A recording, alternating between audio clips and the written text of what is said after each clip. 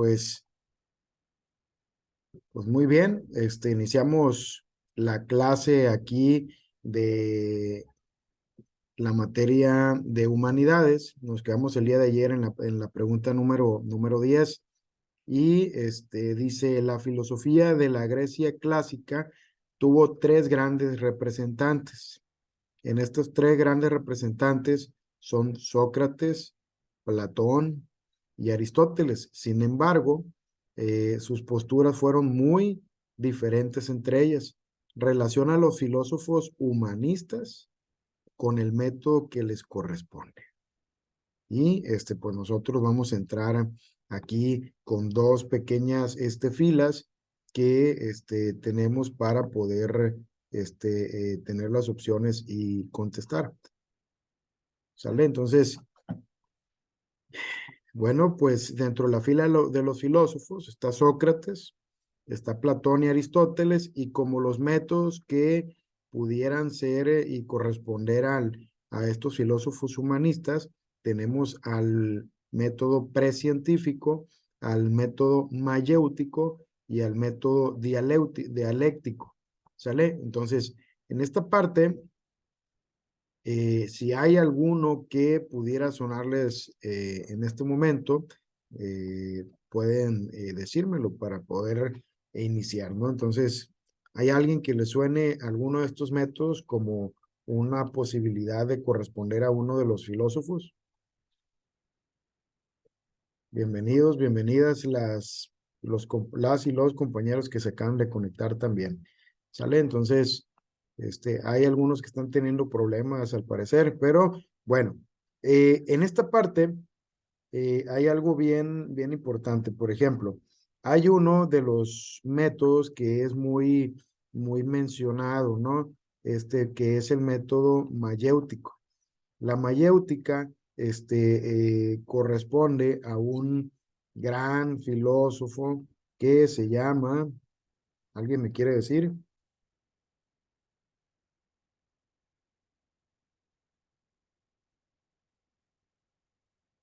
A ver, ¿a qué corresponde? ¿Qué es para empezar la mayéutica?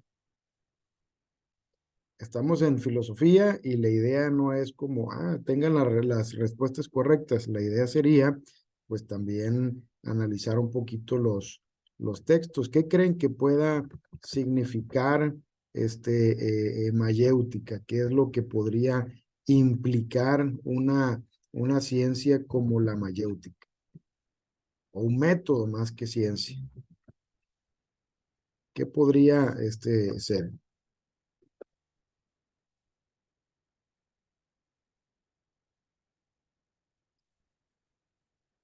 ¿Nadie, nadie?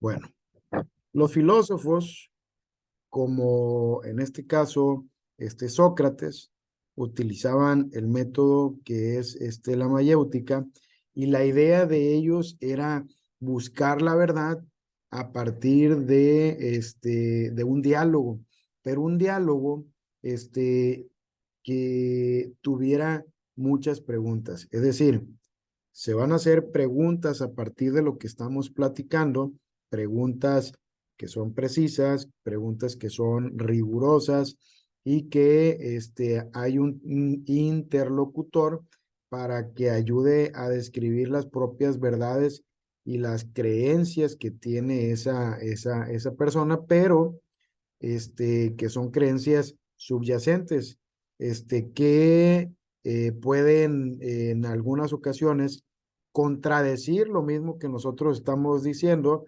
y que pueden reflejar una falta de conocimiento. Entonces, como tal, la mayéutica es una forma de conocer, pero que se llega a partir de muchas preguntas, ¿no? Entonces, hay un primer filósofo que utiliza y genera esta mayéutica, que es Sócrates. Se dice que le llamaba el método de la comadrona. Así es como él le denominaba a su propia mamá.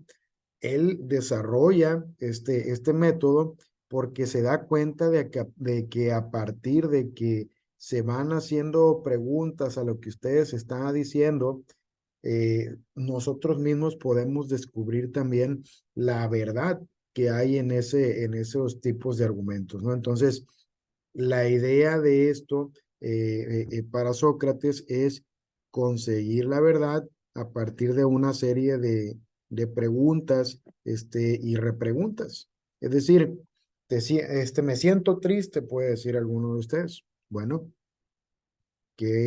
¿por qué dices que te sientes triste? Y un no sé, pues no sería una respuesta correcta, sino eso nos obliga a poder analizarnos a nosotros mismos y que nosotros podamos emitir una respuesta. Y si esa respuesta que se nos da se vuelve a preguntar, es que me siento triste porque me siento vacío. Bueno, pero ¿por qué te sientes vacío? ¿Vacío en qué sentido? No, pues es que tengo mucha hambre, mi estómago se siente vacío. Bueno, ¿y por qué no comes? Bueno, pues no como porque no sé cocinar. Bueno, ¿y por qué no inicias y tomas un curso de cocina? Bueno, es que eso lleva mucho tiempo, yo quiero comer ahorita. Bueno, ¿por qué no abres el refri, buscas una forma de conseguir una receta? ¿Dónde puedes conseguir una receta? Yo creo que en YouTube o en Internet. Entonces, ese tipo de ejercicio nos ayuda a poder profundizar mucho. Sócrates lo pone en práctica y se llama el método mayéutico o la mayéutica, ¿sale? Que son una serie de preguntas bien estructuradas y que van a buscar una verdad más profunda, ¿sale? Entonces, en este caso, pues ya relacionamos en este momento Sócrates y la mayéutica. Dentro de las respuestas tenemos la 1B, que puede ser una respuesta posible. Entonces, por ejemplo, bueno, en este caso, la única respuesta que tiene la combinación 1B, pues ya la tenemos nosotros aquí en la B. Entonces, como en este caso va a haber muchas en el examen o algunas en el examen que puedan ustedes encontrar como esta, en donde pues se les está con una de las posibles respuestas pueden encontrar ya las demás. ¿Sale? Entonces van ustedes a relacionar y pues ya tenemos aquí por lógica, por default, que la 2S, que es Platón, que utiliza el método dialéctico, y Aristóteles el método precientífico. ¿Qué significa el método dialéctico? Alguien que me quiera ayudar en esto? A ver, ¿qué significa el método dialéctico? Es como otro idioma, ¿no? De otro idioma, dialecto, ¿le suena a dialecto? Como que, de cuenta, como las palabras de antes, como que lo Ajá. traducían, pues. Es un dialecto, ¿no? Como hablaban antes, es un dialecto. Sí, ese es el dialecto como tal, es correcto, pero por ejemplo en este caso, como utilizado como un método, ¿en qué podría consistir?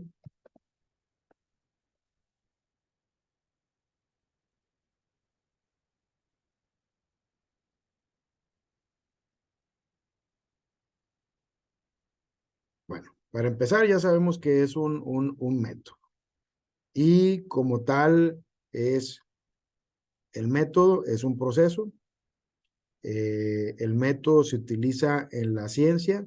Ya establecimos nosotros que la madre de todas las ciencias es la filosofía.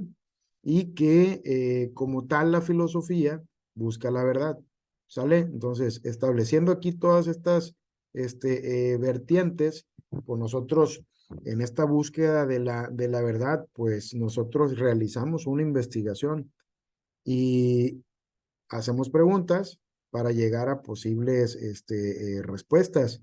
Una respuesta que puede tener una comprensión pues más profunda.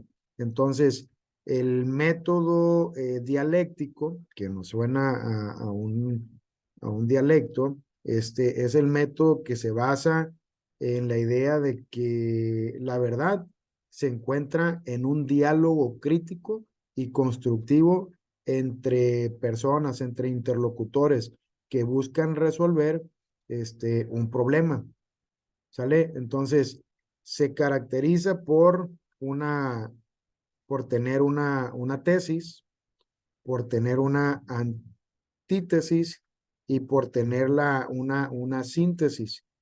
Para empezar, la tesis sería en este caso una afirmación en la que de inicio podemos ahí tener una, una, ¿cómo le podríamos llamar? Una afirmación inicial en la que afirmamos que algo sucede de alguna forma. La antítesis es la idea que se opone a esta tesis, a esta primera ideas. Y la síntesis integra a estas dos ideas interpuestas que se analizan desde diferentes perspectivas y que llevan a una interpretación más completa de la realidad. A ver, en un problema o en la vida o en la realidad social, no solamente una persona o tiene la verdad, o bien, mejor dicho, no existe una realidad absoluta, ¿sale? Hay que analizarla esa verdad, esa visión desde distintas perspectivas para poder entender la verdad más completa y poder entenderla que hay un todo más completo. ¿Sale? Entonces, en ese diálogo que existen entre las dos o más personas, se llega a una tesis, antítesis y a una síntesis para poder generar una verdad, más completa. Sin embargo, no una verdad absoluta. Entonces, esto es a lo que se refería Platón, ¿sale? Con este método dialéctico. ¿Por qué? Porque sí, suena a un diálogo, suena a algo que es hablado, ¿no? Entonces, pero también existe por su parte el método precientífico. ¿A qué le suena el método precientífico?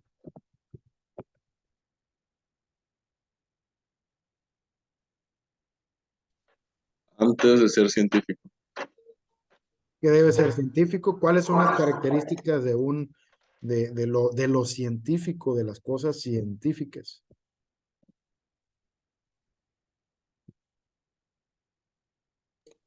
Que es objetivo y verificable. Exactamente, es algo que es objetivo, es verificable, sí, es correcto, y por lo tanto, al ser un enfoque filosófico que realiza una investigación en la ciencia, pues es objetivo y verificable. Entonces, este conocimiento tiene, por lo tanto, un origen en una observación y tiene un origen en lo que es la experiencia. Entonces, la verdad se puede alcanzar mediante la inducción, es decir, a partir de generalizar casos particulares, lo que mencionábamos ayer, de casos pequeños, poder irlos a aplicar a casos más grandes. Entonces, ¿qué es lo que hace? Aristóteles creía que el conocimiento verdadero proviene de la contemplación, que es una observación más profunda, y sobre la reflexión de lo que existe en la naturaleza, ¿sale? Y que lo que es el razonamiento, lo que es la razón humana, es capaz de alcanzar lo que es la verdad a través de conceptos y de categorías que le menciona él, categorías universales. Entonces, lo que es el método precientífico se utiliza tanto en la antigüedad, en la época clásica, que ya vimos en una de las clases anteriores, y en la época media, para estudiar y para explicar una cierta gama de fenómenos, tanto fenómenos sociales como fenómenos naturales. Recordemos que venimos de un rompimiento con la cultura o del pensamiento de la Grecia antigua, en donde todos los fenómenos eran causados por ciertos dioses, por ciertos acontecimientos que no solamente eran fortuitos, sino que eran ocasionados por un ente que tenía mayor poder sobre el mundo, sobre la naturaleza y sobre nosotros mismos como humanidad, ¿no? Entonces, aquí es este método precientífico. Todavía no se tiene la entrada a lo que es el conocimiento científico, que tiene ya una rigurosidad mayor, que pedimos que sea comprobable, que pedimos que sea verificable, y a partir de aquí es donde inicia, por ejemplo, hay una reflexión a partir de una contemplación y una reflexión de la naturaleza. Salimos y vemos que el sol, aunque nosotros estamos en un punto parados en la calle, parados durante 3, 4 horas, lo que observamos es que el sol se mueve. ¿Qué pasa? Entonces, mi reflexión, mi razón humana me dice que el sol está dando vueltas alrededor de nuestro planeta. ¿Sale? Entonces, pero todavía no entramos a la parte en la que hay que ir con mayor rigurosidad, no solamente teniendo el razonamiento que podía y sonó lógico durante mucho tiempo, pero que ya de alguna manera comprobamos que no es del todo correcto. ¿Sale? Entonces, no es que dé vuelta, sino que hay un giro dentro del propio eje de del mismo planeta. Bueno, se desaparece aquí con esto. Aquí está.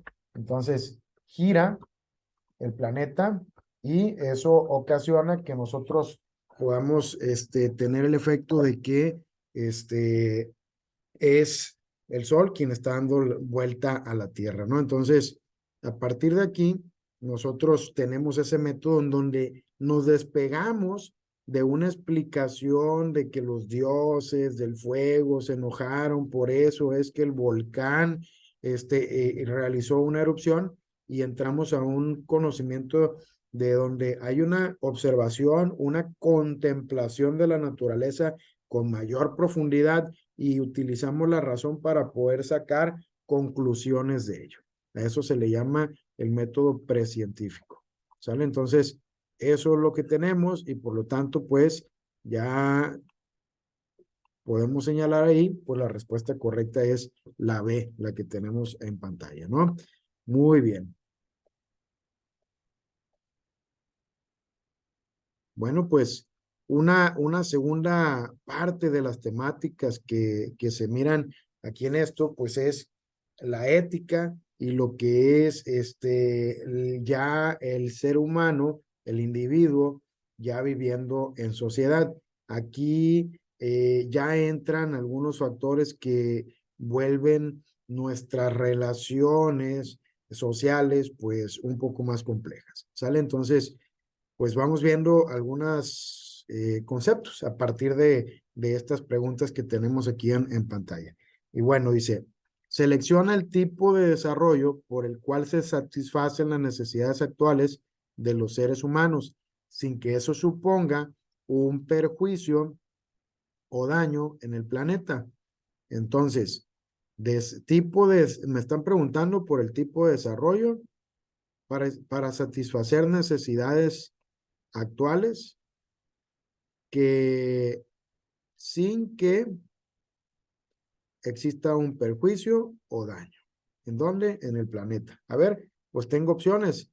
Hay un desarrollo económico, hay un desarrollo sustentable, un desarrollo social y un desarrollo ambiental. ¿Cuál creen que puede ser si nos pide que no se tenga un perjuicio o daño en el planeta?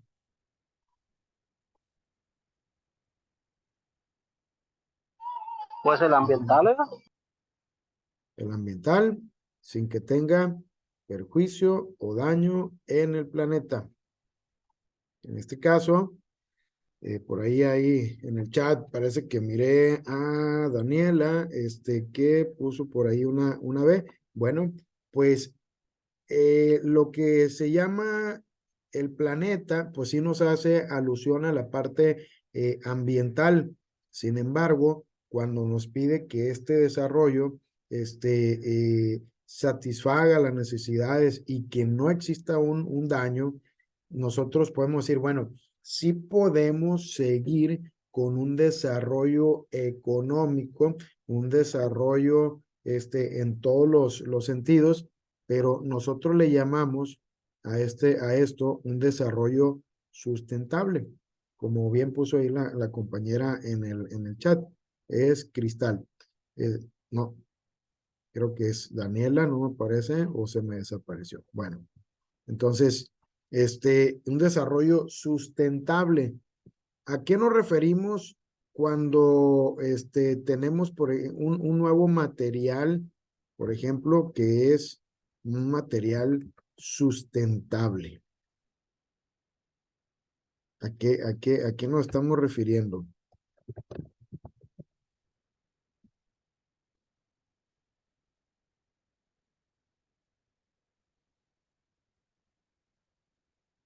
Bueno, sustentable es también un desarrollo sostenible que busca que se planifique a futuro el crecimiento económico, que no solamente se tenga la necesidad de poder explotar ciertos recursos, sino también pensar que el equilibrio ambiental, de lo que hablaba el compañero hace un momento, pueda romperse. ¿En qué sentido? A ver, tenemos una necesidad de que, oye, qué bonito, todo lo que es de madera. Yo quiero tener muchas cosas de madera. En mi casa, tanto las puertas, lo que son la cocina, los closets, muebles, todo hecho de madera. Juguetes, eso implica que si todos pensamos de la misma manera, pues muchas personas van a demandar que sus muebles sean de madera y por lo tanto se necesita cortar muchos árboles y el cortar muchos árboles nos va a llevar a que exista mayor contaminación porque se va a tener una deforestación alta y esto va a hacer que el ciclo en donde el dióxido de carbono y lo que es el aire se va limpiando y se va oxigenando de nuevo, el dióxido de carbono se convierte en oxígeno y el oxígeno vuelve a un ciclo también. ¿Qué pasa? Pues nosotros vamos a vivir en un lugar cada vez con peores condiciones ambientales. Entonces, se debe pensar en un desarrollo económico, pero también en una protección ambiental y también que esto impacte en un bienestar de nosotros como sociedad. Entonces, sí, hay que satisfacer las necesidades humanas, pero sin comprometer a las generaciones futuras y que se pueda satisfacer sus propias necesidades. Entonces, ¿por qué nosotros hoy en día usamos algunas, por ejemplo, los bules? ¿Por qué hoy en día, cuando pensamos en un bule, pensamos en un bule de material de plástico? En algún momento, el bule era una parte de la naturaleza, era de un árbol, se cortaba y dentro se podía echar agua, se conservaba muy, muy fresca.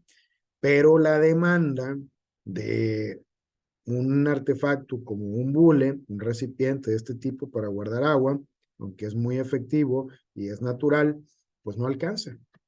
Y esto genera que existan, solventarse estas necesidades, o llenamos el mundo de árboles, de bules, o buscamos tener un equilibrio. Por ejemplo, también el petróleo, que es algo natural, que sale de la naturaleza, del subsuelo, pero a la hora de quemarlo y cómo lo utilizamos, pues impacta en una contaminación ambiental alta y grave en nuestro planeta. Entonces, si acabamos con nuestros recursos, estamos comprometiendo la capacidad de las generaciones futuras para generar sus propias necesidades, para solventar sus propias necesidades económicas. Es decir, tenemos que pensar en nuestros hijos, ¿sale? Entonces, también parte de la ética en el desarrollo social tiene que ver con no pensar solamente en el hoy, sino pensar en el mañana, porque qué mundo es el que le voy a heredar a mis hijos. Y verdaderamente sería, si no nos fijamos en esto, sería un suicidio de la humanidad como tal, porque en unos pocos años podríamos estar viviendo en un planeta a punto de desaparecer, ¿sale? Entonces, la número 2 dice, selecciona la opción que contiene la disciplina filosófica que estudia los actos humanos libres, que estudia, que son conocidos como hechos morales, que es la virtud, el deber, y es para muchos el arte de la vida buena y de la felicidad. ¿Qué es esto? ¿Qué disciplina filosófica estudia estos actos humanos que son los hechos morales, la virtud, el deber ser? ¿Cuáles son? Estética. Es la ética, según yo. Ok, muy bien. Entonces, la ética la anotamos por ahí porque es correcto, ¿no? La estética habla de los grados de belleza, y no es como tal. En este caso, aquí tenemos la ética que sí es la que nos está dibujando dentro de esto, pues a ver qué cosas, qué acciones realiza el ser humano, cuáles son las virtudes de ellos y cuál es el deber que nosotros como seres humanos debemos seguir y obedecer, ¿sale? Entonces, ¿qué nos provoca? ¿Qué nos da? ¿Qué nos permite? Bueno, llevar a cabo un desarrollo de vida bueno y además, por supuesto, y lo más importante, que es la felicidad, ¿no? Entonces, esto es lo que provoca la ética y es lo que persigue. Muy bien, perfecto.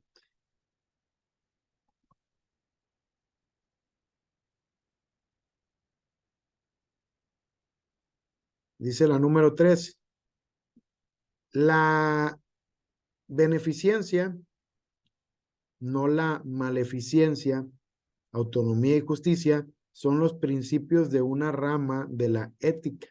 ¿Cuál es esta rama?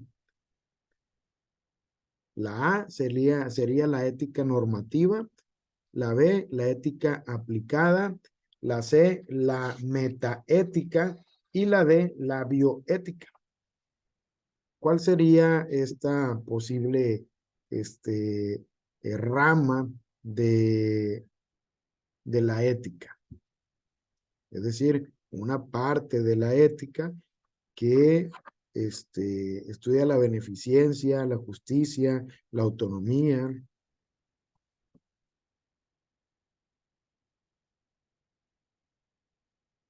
Bueno, pues apuntémosle por ahí, que en este caso es una que se llama bioética. ¿Sale?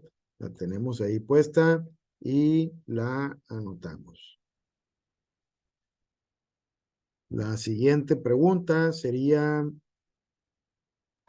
¿Bioética va, profe? bioética, ¿es correcto? La siguiente pregunta dice, selecciona el tipo de juicio que se entiende como una facultad humana. Aquí, fíjense, facultad humana, que consiste en afirmar la bondad o maldad de un acto, tomando como referencia principios, valores, normas y creencias que se consideran valiosos. Solamente los actos humanos son susceptibles de ser juzgados de esta forma. Entonces, tenemos como opciones el juicio de valor, el juicio moral, el juicio estético o un juicio a secas. Entonces, aquí, fíjense nomás, ¿qué es lo que está buscando? Afirmar la bondad o la maldad de un acto a partir de principios, valores, normas y creencias. A ver, nosotros podemos, a partir de nuestras creencias, poder juzgar que un acto es bueno o es malo. Entonces, no todos al ver algo vamos a juzgar igual. Si vemos nosotros y no tenemos más información, pero si vamos caminando por el centro y cualquier civil va corriendo por la calle armado con un arma de calibre grueso calibre, pues entonces pudiéramos pensar, ah, caray, bueno, el contexto me dice que eso es tal vez, pues, incorrecto, ¿sale? Pero si nosotros vestimos a esa misma persona con un uniforme, probablemente ese uniforme le dé la facultad y pudiera decir, bueno, pues entonces se justifica y esa misma persona, ya el que vaya caminando o corriendo por la calle con un arma, pues ya nos parece tan mal, tan distinto. Si un niño va caminando por la calle con un arma, pudiéramos escandalizarnos, pues en el contexto en el que nos encontramos, porque hay ciertas normas, creencias y principios en este momento. Pero imaginemos que ese mismo niño en esa calle, pero en una calle, en un lugar que está en guerra actualmente. Entonces, lo volvemos de lo malo, lo volvemos a convertir en algo posiblemente bueno. ¿Sale? Entonces, hay un mismo hecho que puede ser visto desde diferentes ángulos y que no necesariamente tiene que ser absolutamente bueno o absolutamente malo porque hay diferentes ángulos, ¿no? Entonces, se estudia esta facultad humana, estudia la bondad y la maldad de un acto, pues existen principios, valores, normas y creencias que se creen valiosos. Y a esto nosotros le llamamos juicio moral. ¿Sale? Apúntenle ahí, juicio moral es la respuesta para esto. Ahí está. Ahora,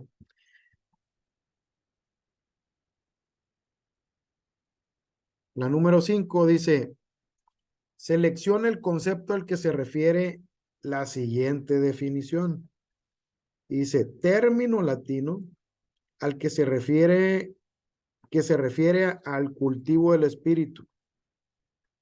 Por ello, está ligada al progreso de la civilización en un sentido más amplio. Es también parte de la estructura social, abarcando otros ámbitos como costumbres, rituales, vestimenta, la música, la gastronomía, entre otros. ¿Cómo le llamamos nosotros a esto? Cultura, multiculturalismo, interculturalismo o globalización.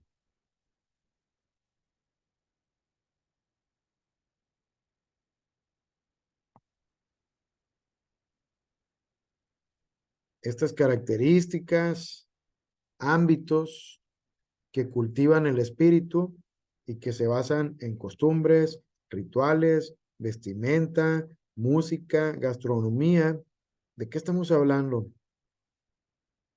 con todo esto? Pues en este caso nosotros estamos hablando de algo que nos identifica muy De bien, la cultura. de la cultura, exactamente, Edgar. Entonces, la cultura, pues implica, a ver, de acuerdo al tipo de cultura que tenemos, son nuestras costumbres, son nuestros rituales, compartimos ciertos tipos de vestimentas. Ahora que fue el Mundial de Fútbol, pues nos dimos cuenta que las vestimentas varían mucho en ciertas zonas del el mundo, ¿no? La música también, incluso dentro de un país hay ciertas regiones, ciertos estados que son músicas completamente diferentes uno de otro, ¿no? La misma gastronomía, nosotros presumimos aquí en Sinaloa que tenemos una gastronomía muy buena e incluso, pues sí, vienen de otros lados y sí dicen, aquí se come muy rico, ¿no? Entonces, eso implica este concepto implica lo que es la cultura. Estos factores implican el concepto de cultura, ¿no? Muy bien. Entonces, la número 6 dice, selecciona el tipo de valor que se consideran comunes en algunas sociedades y civilizaciones. Están supeditados a valoraciones subjetivas, tanto desde el punto de vista individual como desde una determinada cultura. Y en este caso tenemos ahí que es un valor relativo, un valor, el valor universal y un valor objetivo. ¿Sale? Entonces, estas valoraciones subjetivas nosotros le llamamos en la ética que es un valor relativo. ¿Sale? Cuando son subjetivas, es un valor relativo. ¿Sale? Es el famoso depende. ¿Sale? Es relativo, no es absoluto y depende de ciertos factores y ciertas situaciones que se dan de acuerdo al contexto. ¿Sale? Entonces, le apuntan por ahí, valor relativo. Y la siguiente dice, el Estado ejerce control administrativo sobre un espacio geográfico llamado territorio. Cuando vean en este tipo de preguntas, el Estado, esto significa, y apúntenle por ahí, para que lo tengan ahí muy, muy claro, el Estado se refiere no a un Estado como Sinaloa, a un Estado como Chiapas, Durango, sino se refiere una forma al gobierno, ¿sale? A un tipo de gobierno. Ahí está. Entonces, Estado es gobierno. El gobierno, el Estado ejerce control administrativo sobre un espacio geográfico llamado territorio. Lo mismo sobre los recursos naturales y las personas que en él habitan. Dicho control es ejercido a través de instituciones como el ejército, como un sistema jurídico y como el mismo gobierno. ¿Cuáles son las características del Estado? Es decir, pues de este tipo de gobierno. Bueno, entonces si ejerce un control en un territorio sobre los recursos naturales y sobre las personas que habitan en ese territorio, ¿cómo se le llama? Autonomía e independencia. Heteronomía y dependencia. Autonomía y heteronomía o interdependencia. Entonces, nosotros, ¿cómo es en México? Aquí, ¿es dependiente de otros lugares, por ejemplo? ¿Es dependiente? ¿Nosotros dependemos de España todavía o dependemos de Francia? ¿Cómo hubo un tiempo en la Revolución Francesa? No, ¿verdad? Entonces, nosotros no somos dependientes, ¿sale? Ni tampoco, y tenemos una interdependencia, es decir, nosotros dependemos de ellos y ellos de nosotros, este, y, pero sí, nosotros somos un país que es autónomo y que tiene una independencia que nos ganamos a base de una lucha armada, una lucha bélica, desde hace este tiempo, ¿no? Entonces, y que luchamos porque siga siendo posible y porque siga teniendo una mayor fortaleza, ¿sale? Entonces, apúntenle por ahí, es autonomía e independencia. La número 8 dice, selecciona el concepto al que se refiere la siguiente definición.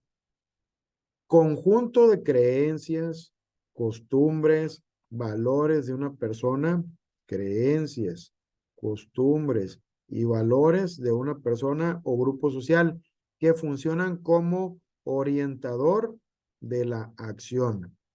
La moral orienta entre las acciones buenas y malas, dando forma a la conducta que favorezcan la realización personal y social.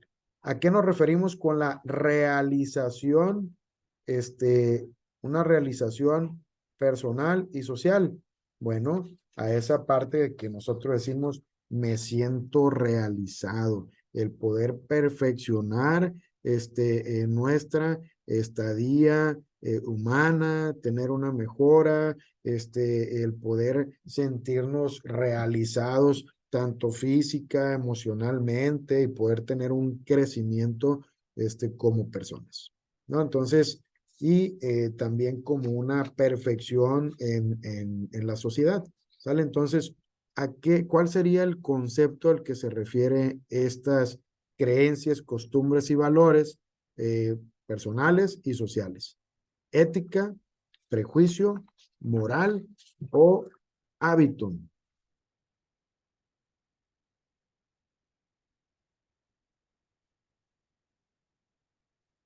Bueno, en esta número 8, vamos a anotar aquí, pues es a lo que nos referimos es a la moral, ¿sale?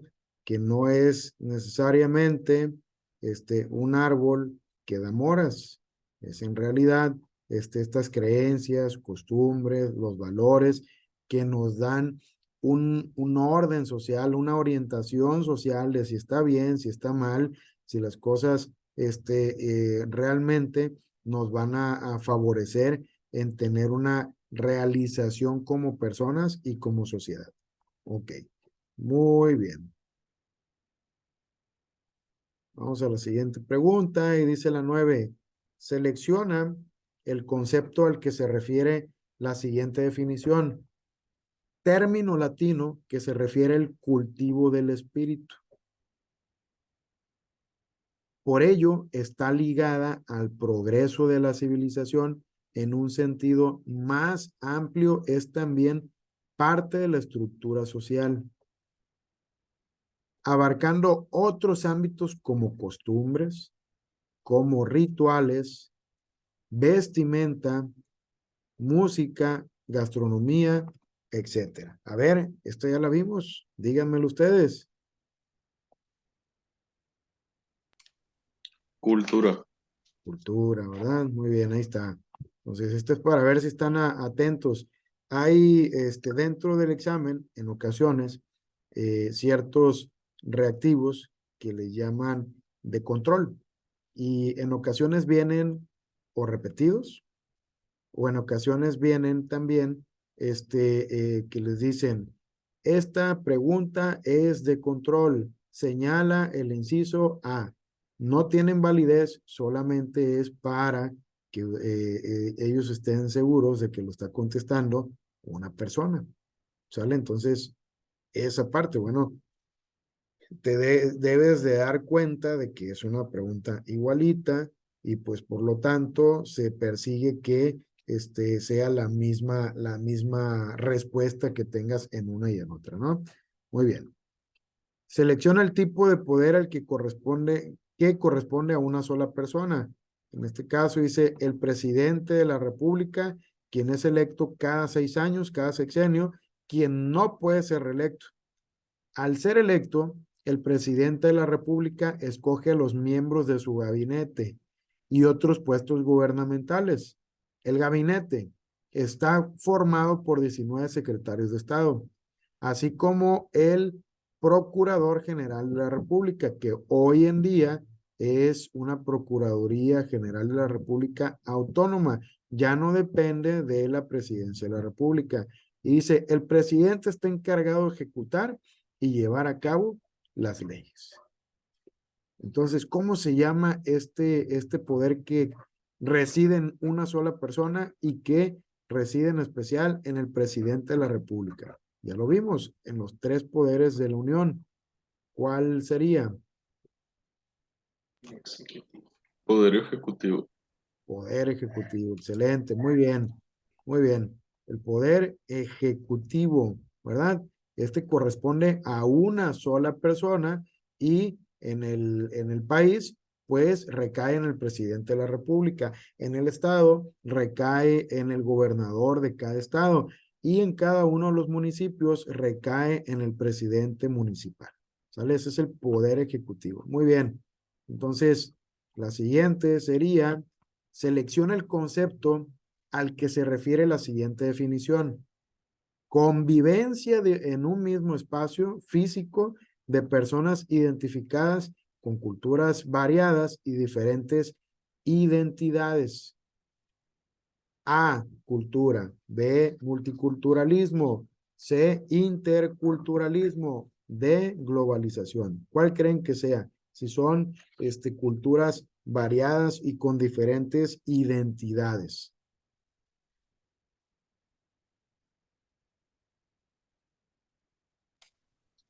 Multiculturalismo. Multiculturalismo, Sí, correcto. me equivoqué, amo, me trabé.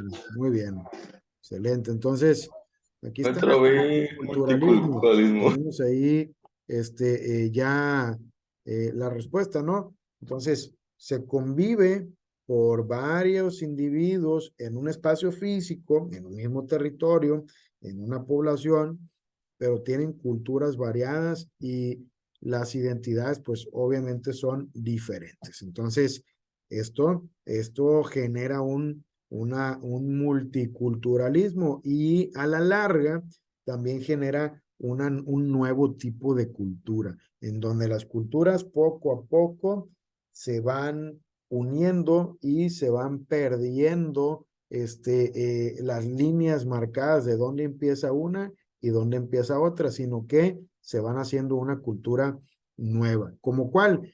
Bueno, la cultura española y la cultura de los indígenas aquí en México a través del tiempo se fue haciendo una, de modo que generamos un nuevo tipo de cultura y hoy le llamamos una cultura mexicana, que es muy nuestra y tiene un pasado y tiene un origen también que es el que acabamos de mencionar, ¿no? Entonces, eso genera el multiculturalismo, nuevas culturas a través del tiempo también.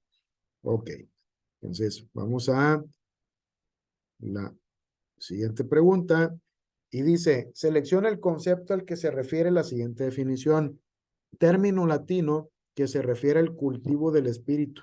Por ello está ligada al progreso de la civilización. En un sentido más amplio, es también parte de la estructura social, abarcando otros ámbitos como lo son las costumbres, los rituales, vestimenta, música, gastronomía, etcétera. A ver, ¿cuál es? Cultura. Cultura, ¿verdad? ¿Cómo le llamamos a esto? ¿Es un reactivo de qué tipo? Un reactivo de control, ¿sale? Ahí va, muy bien, perfecto. Entonces vamos a la siguiente. Tenemos aquí, ya entramos a la literatura. Y generalmente tenemos en mente, no sé por qué razón, aunque considero que hay varios factores, que por lo menos aquí en el estado de Sinaloa tenemos una lejanía con esta parte de las bellas artes, que es la literatura. La literatura forma parte de un todo que son las bellas artes. ¿Sale? ¿Quién conoce cuáles son las bellas artes? Yo les digo una, la literatura. ¿Quién me puede decir más bellas artes que existen?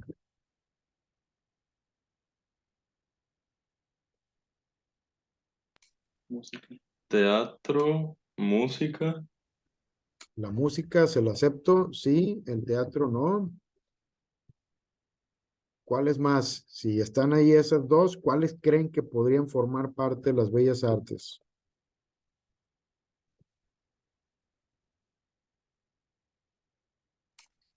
danza, La danza, sí, la danza es una bella arte, sí.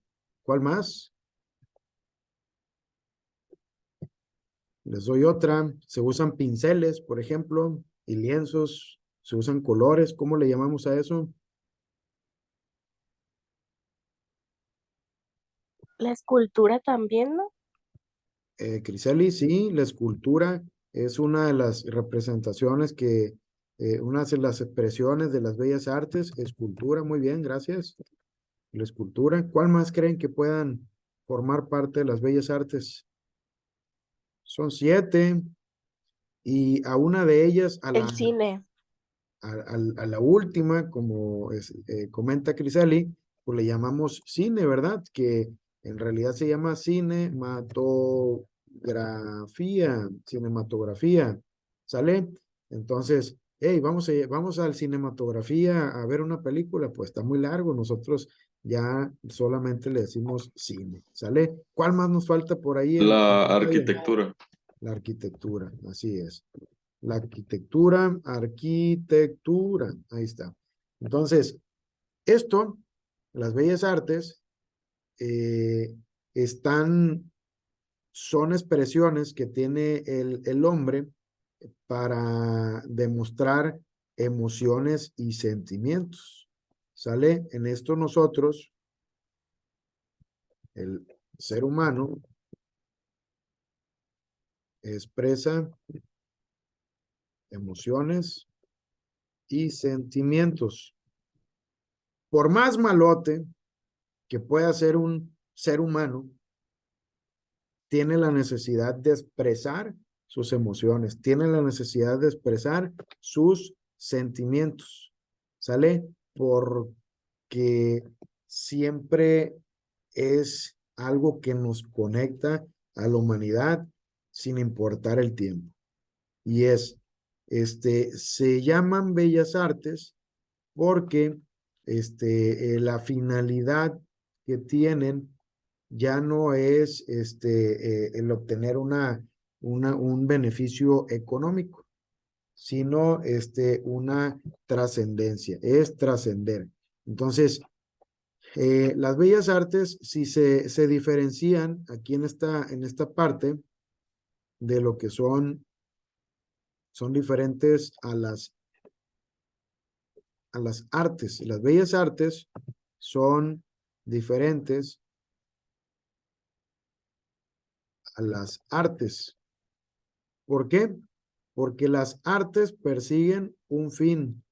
¿Cuál es la finalidad del arte como tal?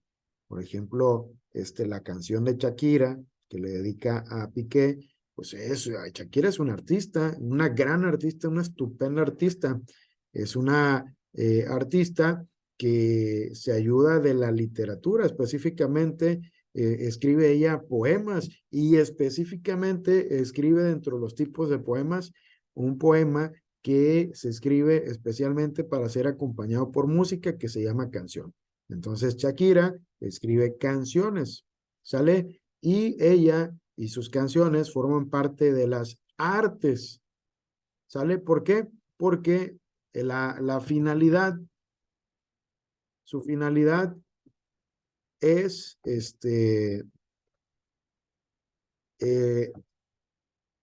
obtener beneficios económicos, ¿sale? ¿Es válido vender arte? Pues claro, es válido, pero llega un punto en el que ese arte ha sido tan bien apreciado o se genera y desde un principio fue apreciado que logra una trascendencia.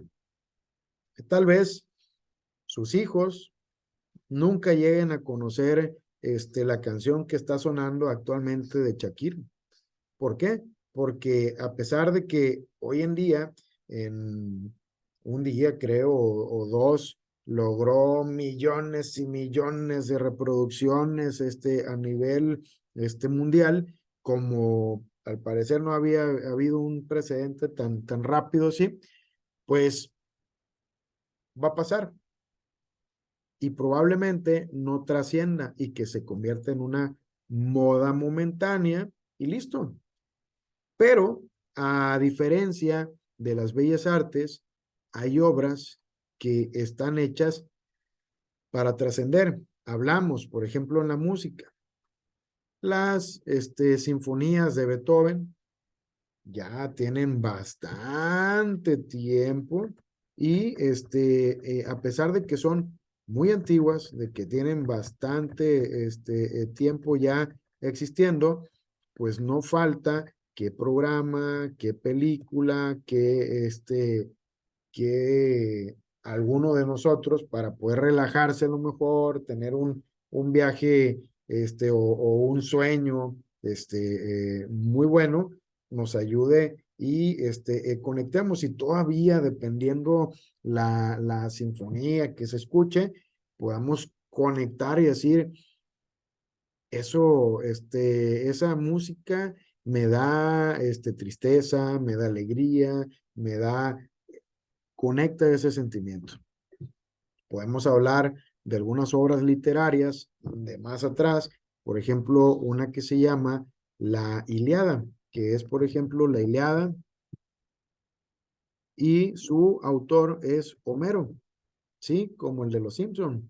Entonces, aquí nosotros, en la Ilíada, pues decimos, ¿qué? ¿Sigue conectando? Sí. Les aseguro que todos, aunque no, la conozcan de momento, pues todos han tenido un contacto con la Ilíada de Homero y siguen conectando hasta la fecha. Bueno, ¿cómo qué? Pues resulta que la Ilíada salió y se hizo una película de esta gran obra, pero si no le suena en este momento cuando se lo estoy diciendo, pues ese fue el por qué no le pusieron a la película La Ilíada, sino que dijeron, le vamos a poner un nombre que sea más fácil de identificar para la gente y le vamos a poner Troya.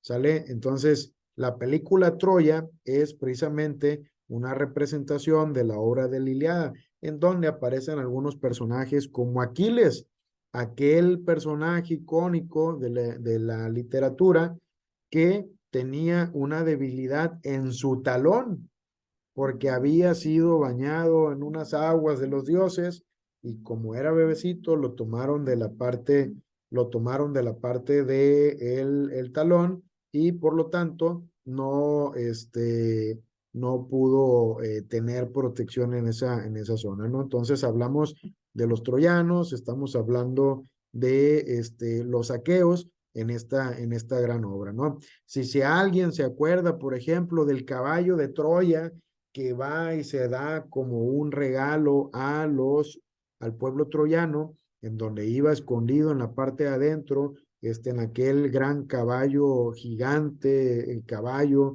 de madera, iba escondido, un ejército que era el ejército de los aqueos.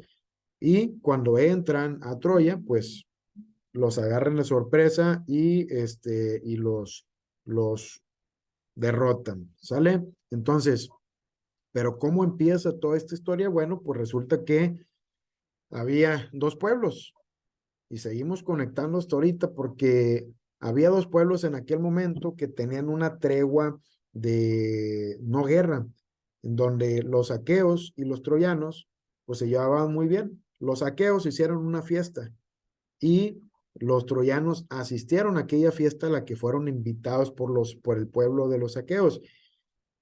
Pues resulta que en aquella fiesta,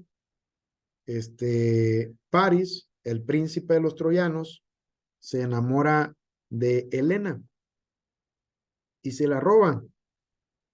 Pero ¿eso qué tiene de malo, maestro? Pues bueno, resulta que Helena era la esposa del rey de los aqueos. ¿Sale? Entonces, ahí es donde inicia aquella historia y decir, a ver, ¿qué es lo que se dice después?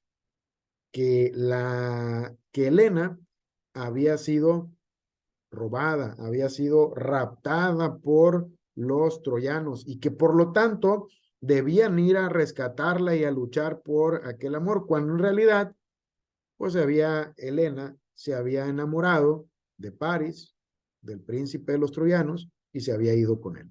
¿Sale? Entonces, ¿qué pasa? Pues después, esto es una obra de 2000 años antes de Cristo. ¿Y qué pasa? Bueno, hasta la fecha podemos nosotros conectar con ese tipo de hechos que pudieran darse en la actualidad también y pudieran generar un conflicto como lo generaron en aquel momento, una guerra de 10 años. ¿Sale? Entonces, lo mismo pasa con la danza, que es una forma de expresión, que puede trascender a través del tiempo. Nosotros, después de tanto tiempo, nos seguimos emocionando y vemos como una danza,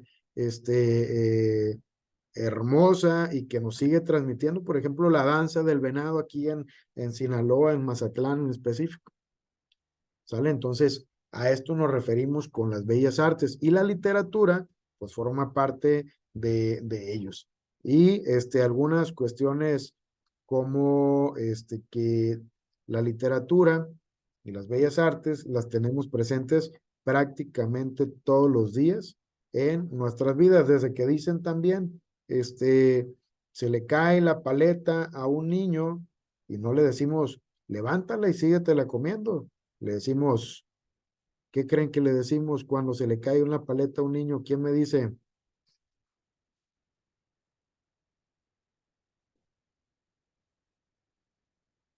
Pues yo he escuchado que generalmente le dicen que ya no te la comas porque ya la chupó el diablo, ¿verdad?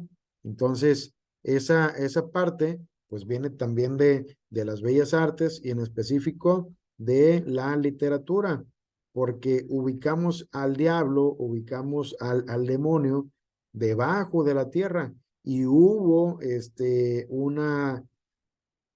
aproximadamente en la Edad Media, hubo un gran escritor, literato, Dante Alighieri, que escribe El infierno, que forma parte de una trilogía que se llama La Divina Comedia. Entonces, en esta Divina Comedia se dibuja una tierra que tiene una forma de triángulo y hay 9 niveles hacia el centro de la Tierra. Ahí van 4, 5, 6, 7, 8, 9. Entonces, nosotros estamos acá en esta parte. Supongamos que ese es un dibujo muy bonito de una persona y hacia abajo hay niveles que son los 9 pecados capitales. Y entre más profundo, pues también más grave el pecado. El último de los niveles tiene un pecado que fue clasificado por Dante Alighieri como el peor de todos. Y ese pecado es la traición. Y hay un personaje histórico también que según su obra se encontraba ahí, que es, ¿cómo creen que se llama? ¿Quién es el mayor traicionero de la historia?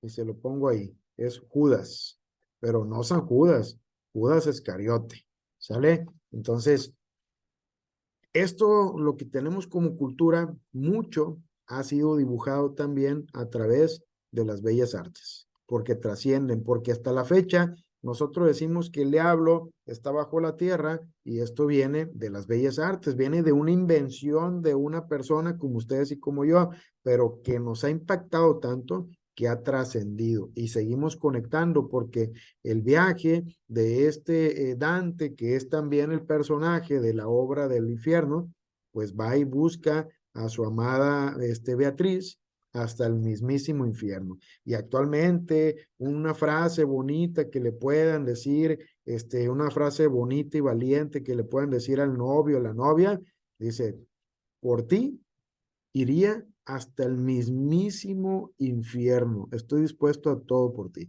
¿Sale? Ay, qué bonito, qué romántico. Bueno, pues viene esta obra de la literatura. ¿Sale? Entonces, pues entrando para contestar las 10 preguntas que tenemos aquí ya en la guía. Dice, es un término polisémico. Sin embargo, entre sus definiciones se encuentra la siguiente. Polisémico es que tiene varias definiciones. Y dice, conjunto de obras escritas creadas por un autor con un fin meramente estético y recreativo. Arte, literatura, pintura, filosofía.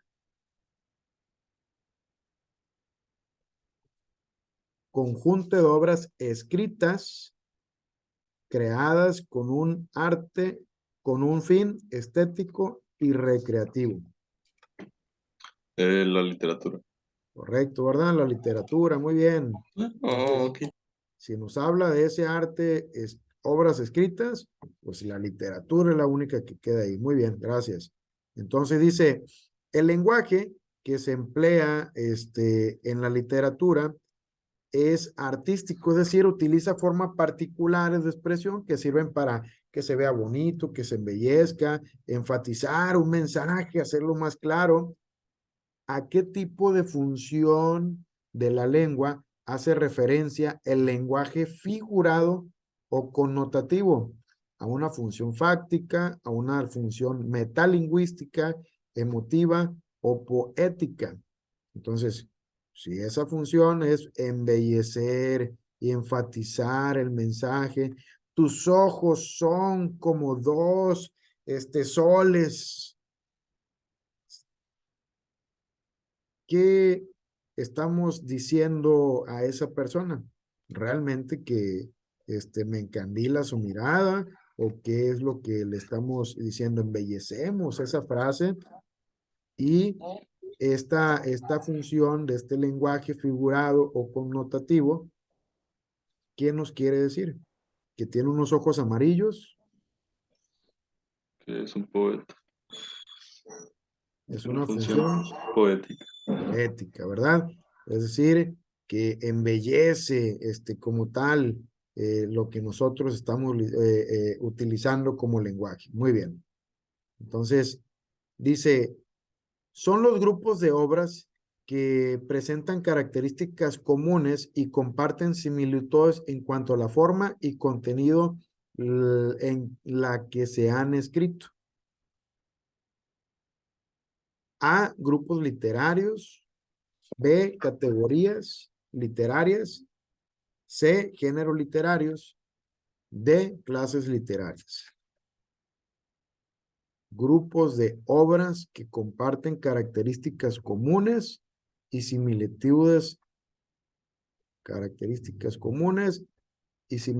en cuanto a forma y contenido. A estos grupos de obras nosotros les llamamos que son géneros literarios. ¿Sale? Géneros literarios. La número 4 dice, Este género literario se compone de los relatos, historias o narraciones en las que un narrador cuenta una historia. Es una sucesión de hechos que se van ligando entre sí para formar un relato. La número 4 tiene como opciones la A, que es el género narrativo, la B, el género didáctico, la C, el género dramático o la D, el lírico. Relatos, historias o narraciones que cuentan una historia. ¿A qué nos estaremos refiriendo en este caso? Al género narrativo. Correcto, ¿verdad? Tenemos un género narrativo aquí como tal. Cuenta relatos, historias, genera alguna serie de narraciones. Bueno, es el género narrativo. Muy bien.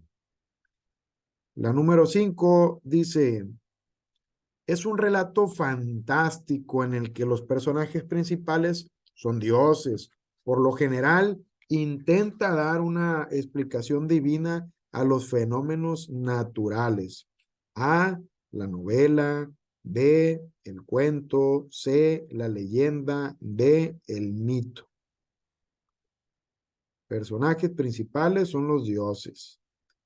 Una explicación divina a fenómenos naturales es lo que da este tipo de relato fantástico.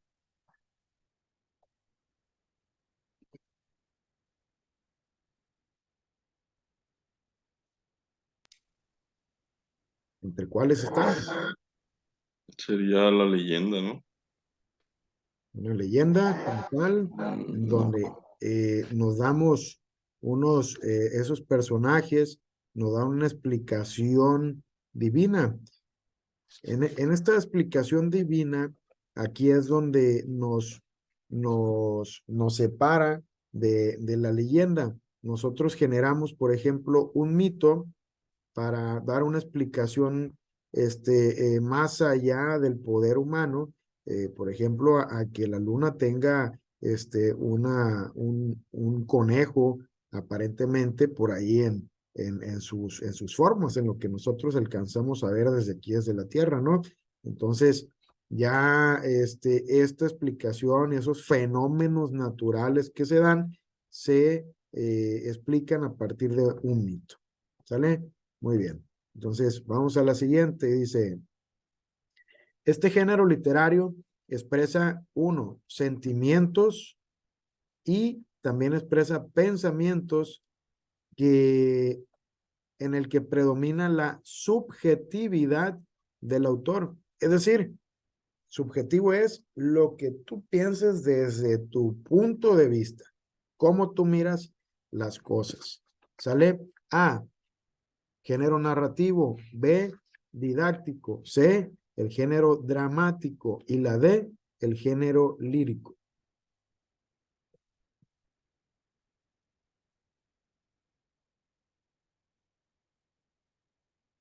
En esta parte, nosotros en esos expresiones, sentimientos y pensamientos subjetivos, estamos hablando de el género lírico. ¿Sale? Apúntenlo por ahí. Se llama género lírico porque desde la época de los griegos antiguos eran los poemas que se convertían en canciones los más usados para poder transmitir conocimiento, para poder contar historias, sucesos históricos también. Y a nosotros nos es mucho más fácil poder aprender a través de algo que tiene un ritmo que a través de algo que tiene una monotonía.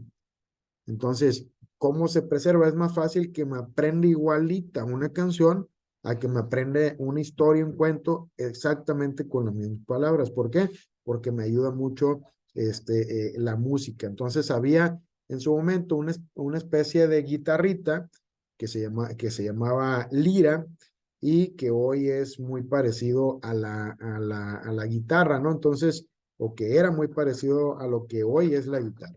¿Sale? Entonces, por eso de ahí, como era uno de los únicos instrumentos que existían, todo se acompañaba con la lira, por eso se llama el género lírico.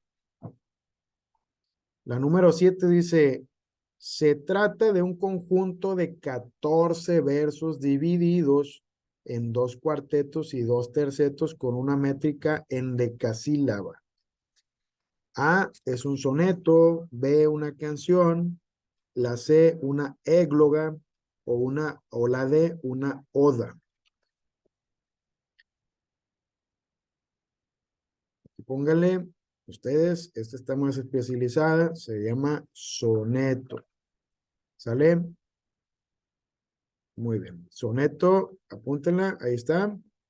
Y la siguiente es, este género literario se compone de obras escritas por medio de diálogos, cuyo propósito es ser representadas en una puesta en escena.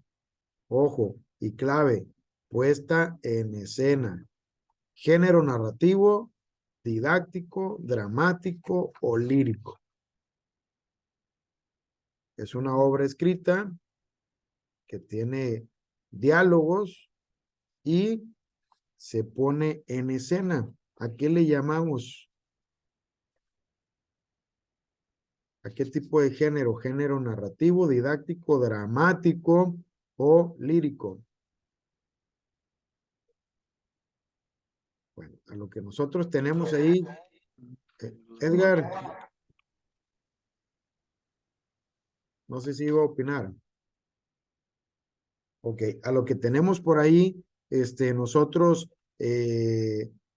pues en mente como el teatro, es parte de lo que es el género dramático. Es una obra escrita que tiene necesariamente diálogos y la idea del género dramático es ser representado y puesto en escena como el teatro.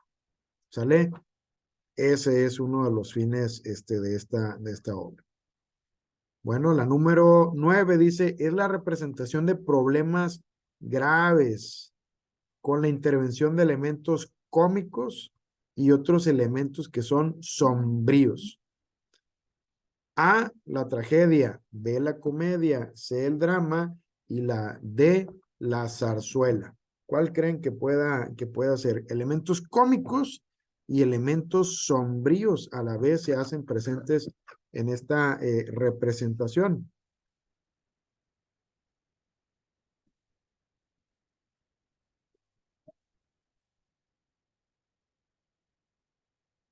¿Alguien tiene por ahí una posible, una posible respuesta? ¿Alguien quiere opinar?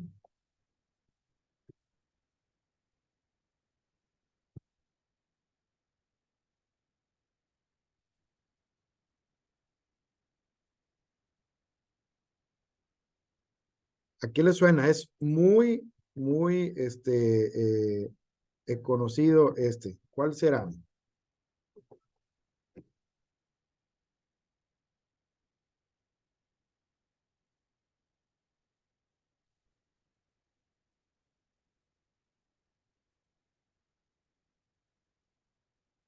Bueno, entonces, en esta parte de elementos cómicos y elementos, sombríos, nosotros, tenemos esa representación como un drama.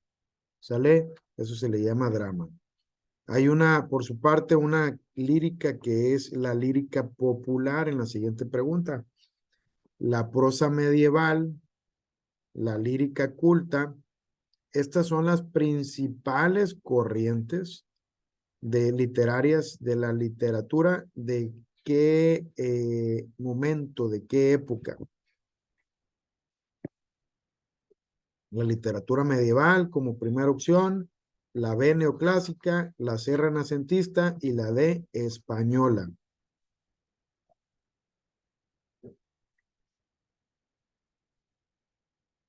Apúntenle por ahí. Es una prosa medieval, dice por aquí, fíjense. Entonces, ¿a qué nos hace referencia la prosa medieval? ¿A qué época? A la época, pues, medieval.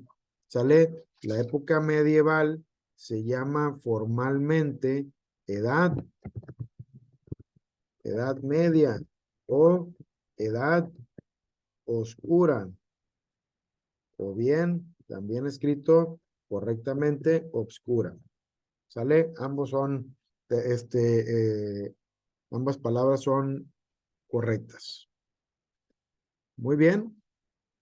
Pues llegamos hasta aquí con la guía de humanidades. El día de mañana vamos a ver otros temitas importantes ya con más detenimiento y vamos a poner en práctica por ahí el conocimiento de algunos filósofos importantes, cuáles fueron sus principales teorías, algunas corrientes de pensamiento, qué era lo que decían para poder ir afianzando un poquito más conocimientos, pero eso los vamos a ir comentando para que tengamos la información, los tips, los datos y que podamos nosotros, cuando se nos pregunten, lo que nos pregunten con estas 2, 3 palabritas, yo puedo relacionarlo y puedo encontrar la respuesta correcta. ¿Sale? Muy bien, pues les deseo que pasen un excelente día. Nos vemos el día de mañana, miércoles, con favor de Dios. Les aviso nada más que el próximo lunes, les recuerdo, más bien es un lunes feriado, no hay clases, para que lo tomen ahí en cuenta ustedes, y que generalmente, y nos ha pasado que estos días pues sí los dábamos, pero pues eh, también es respetar también si ustedes van a salir por ahí en familia, aprovecharlos, convivir y eso, bueno, se deja, ahí se suspende ese día, ¿no? Entonces, la siguiente semana vamos a iniciar el martes, ¿de acuerdo? Muy bien, pues que pasen un excelente día, cuídense mucho, nos vemos mañana a las 5 de la tarde, ¿sale? Bye bye, adiós Anet, Fernando, Edgar, Héctor, Amairani, Cristal, América, Salvador, cuídense mucho, nos vemos.